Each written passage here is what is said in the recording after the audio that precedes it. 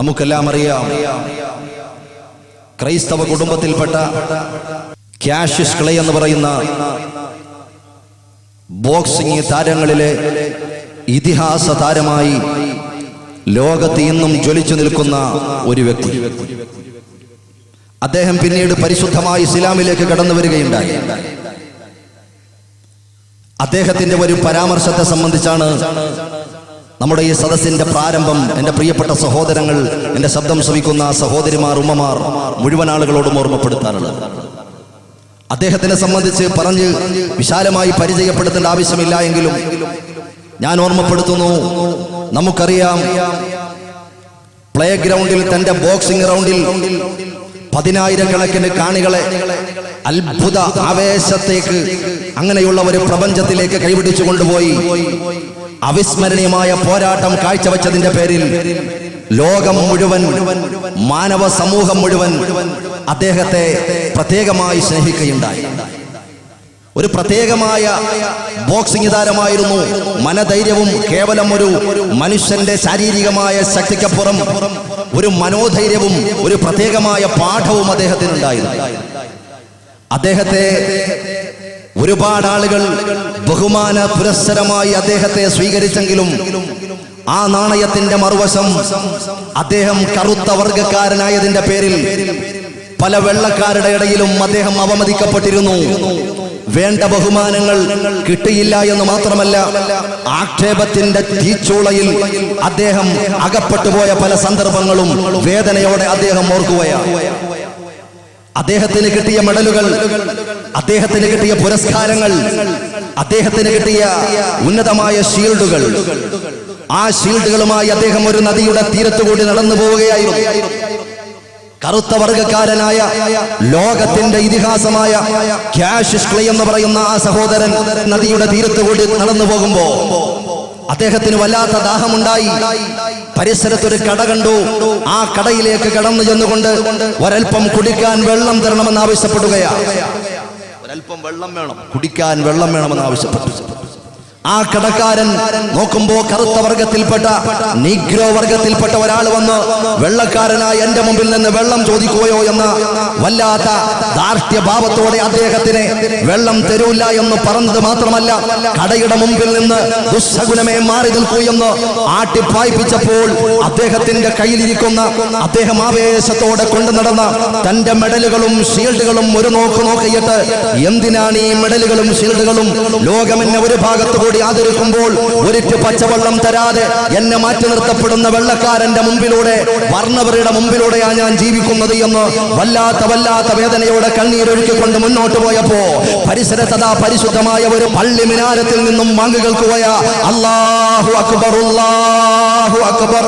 ആ പരിശുദ്ധമായ പള്ളി മിനാരത്തിൽ നിന്നും വാങ്ങി കേട്ടപ്പോൾ ആ പരിസരത്തുള്ള സത്യവിശ്വാസികളായ സഹോദരങ്ങൾ, അടിമ ഉടമ വ്യത്യാസമില്ലാതെ, പാവപ്പെട്ടവൻ പണക്കാരൻ വ്യത്യാസമില്ലാതെ, കറുത്തവൻ വെളുത്തവൻ വ്യത്യാസമില്ലാതെ, അടിമ ഉടമ വ്യത്യാസമില്ലാതെ, ഒരു വർണ്ണവർഗ വൈജാത്യങ്ങൾക്ക് അതീതമായി എല്ലാവരും തോളോട് തോൾ ചേർന്നുകൊണ്ട് പള്ളിയിലേക്ക് കടന്നു വരുന്ന രംഗം അദ്ദേഹത്തിന്റെ മനസ്സിനെ കുളിർക്കുകയാണ്. അദ്ദേഹത്തിന്റെ കണ്ണിന് ആനന്ദം പകരുകയാണ്. അദ്ദേഹം അത്ഭുതത്തോടെ നോക്കുകയാണ്. ഒരിറ്റ് വെള്ളം ചോദിച്ചതിന്റെ പേരിൽ ആറ്റുവിട്ട സംസ്കാരത്തിന്റെ മുമ്പിൽ നിന്നും കടന്നു വന്ന അദ്ദേഹം ആ പള്ളിയുടെ ഉള്ളിലേക്ക് കടന്നുപോയ സഹോദരങ്ങളുടെ ആ വിശാലമായ സഹോദര്യ കാഴ്ചപ്പാട് കാണുകയാ. അവരെല്ലാവരും തോളോട് തോൾ ചേർന്ന് നിന്നുകൊണ്ട് നിസ്കരിക്കുകയാ.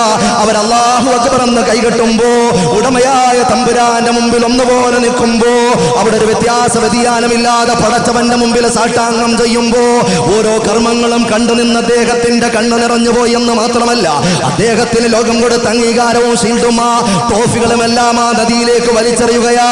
വലിച്ചെറിഞ്ഞുകൊണ്ട് അദ്ദേഹം കടന്നു ചെന്നുകൊണ്ട് പറയുന്നു, അശ്ഹദു അല്ലാ ഇലാഹ ഇല്ലല്ലാഹ്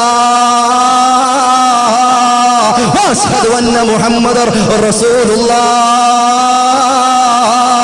എന്റെ പ്രിയപ്പെട്ട സഹോദരങ്ങളെ, അങ്ങനെ മുഹമ്മദ് അലി ക്ലേ എന്ന നാമം സ്വീകരിച്ചുകൊണ്ട് കാഷ്യസ് ക്ലേ എന്ന് മാറിയെങ്കിൽ എന്റെ പ്രിയപ്പെട്ട സഹോദരങ്ങളോട് പറയുകയാ, 35-ാമത്തെ വയസ്സിൽ ഒരുപാട് ബുദ്ധിജീവികളായ മനുഷ്യന്മാർ കൂടിയ സമ്മേളനത്തിന്റെ നടുവിൽ വെച്ച് 35 വയസ്സുകാരനായ മുഹമ്മദ് അലി ക്ലേയോട് അതിൽ നിന്നൊരാൾ, ഒരു ചോദ്യകർത്താവ് ഒരു ചോദ്യം ചോദിക്കുകയാ. എന്താണ് ആ ചോദ്യം?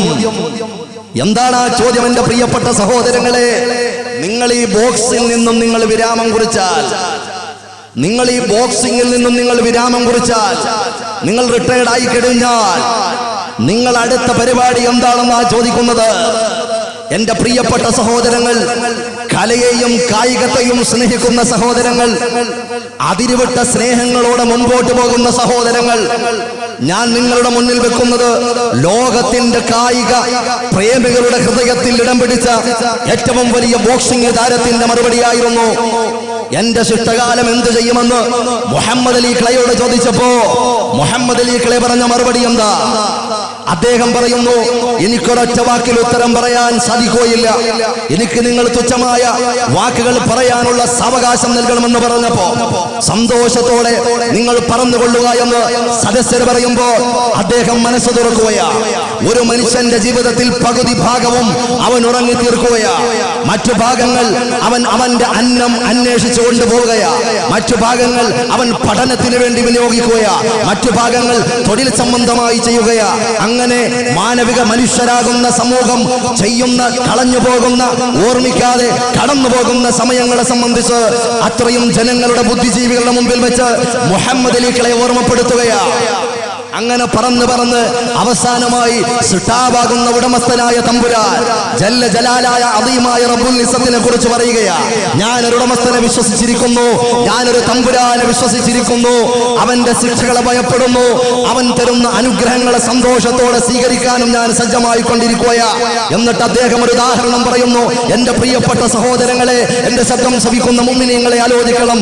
അദ്ദേഹം പറഞ്ഞ ഉദാഹരണം എന്താ? അദ്ദേഹം പറയുന്നു, സഹാറ മരുഭൂമിയിലെ ഒരു മണൽത്തരി, എണ്ണിയാൽ ഒടുങ്ങാത്ത പ്രവിശാലമായ സഹാറ മരുഭൂമിയിൽ കിടക്കുന്ന മണൽത്തരി ഉണ്ടല്ലോ, ആ ഒരു മണൽത്തരി ഒരാൾ 1000 വർഷം കൂടിയിരിക്കുമ്പോൾ ഒരു മണൽത്തരി എടുത്ത് അദ്ദേഹം മാറ്റിയാൽ പിന്നെ അടുത്ത മണൽത്തരി എടുക്കാൻ 1000 വർഷം എടുക്കും. ഇങ്ങനെ 1000 വർഷം ഒരു മണൽത്തരി എടുക്കാൻ സാവകാശം വേണ്ടി വരും. പിന്നെ അടുത്ത മണൽത്തരി എടുക്കുന്നത് 1000 വർഷം കഴിഞ്ഞിട്ടാണെങ്കിൽ ഈ ആയിരക്കണക്കിന്